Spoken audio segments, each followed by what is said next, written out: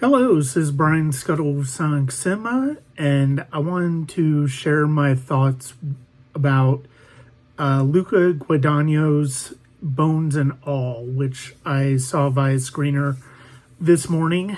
It's been a while trying to get to it, but chances are I'm not going to get to it in theater, so I opted just for screening since I can watch on my own time. This is an interesting movie, and honestly, despite this subject, it's also probably the Guadagnino film that's connected with me most of the ones that he's done. And it stars Taylor Russell as a young woman who is with her father at the start of the film, and he's taking care of her himself, and we see her go to a party with some of her classmates, and she bites one of the classmates, and turns out that she has cannibalistic urges, and so they get out of town, but the dad leaves. And so it's basically just her. And along the way, she meets others like her. One is an older man played by Mark Rylance. And another one is a younger man played by Timothée Chalamet.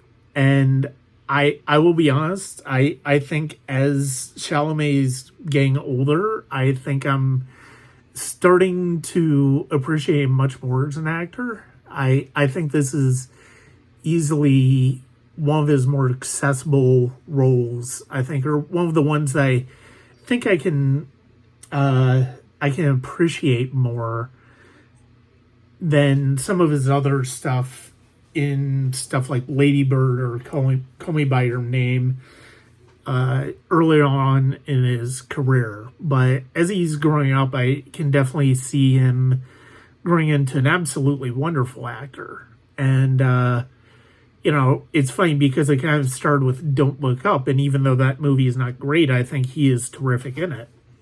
But yeah, this is a young adult romance where the cannibalism in it is basically, it reflects the isolation that these characters feel. And I love seeing how filmmakers approach that, and I think they approach it very well in this film. I mean, it doesn't hurt that Chalamet and Russell are an absolutely fantastic pair to put together for this film, and I think that they work beautifully together. The cinematography is absolutely just wonderful in this. The score by Trent Reznor and Atticus Ross is just lovely. It's one of their most evocative scores. And I love the song at the end of the film, You Made It Feel Like Home. It's just a wonderful song. But yeah, this movie really, I was pleasantly surprised by how engaged I felt by this movie. And I think part of that is because of the actors.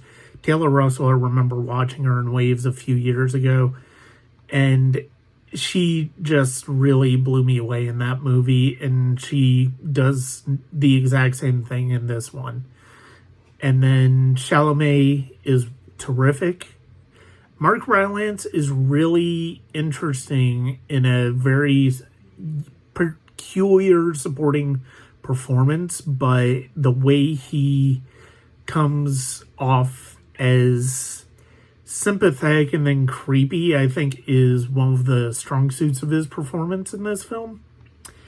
But I love the control, and I love the way that Guadagnino paces this story. It's very deliberately paced, but it's also something that you really do feel that you're going on this journey with these two characters. And that's what makes Bones and All such a wonderful experience, and one that I'm grateful that I had, and I can see why people are responding to it the way that they are.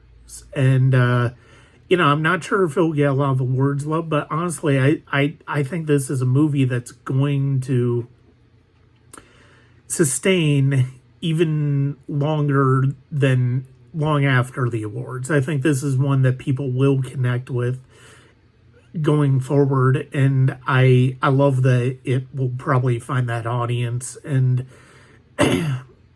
it's horror, but it's also more and more, it's fundamentally a drama, and that's one of the things I think is so effective about the film. And I hope you check it out, whether it is in theaters while it's still in theaters or on VOD, because I think it's coming on VOD next week. So be sure to check it out, and I will have more quick takes as the award season goes on, as well as my regular reviews at www.sonic-cinema.com.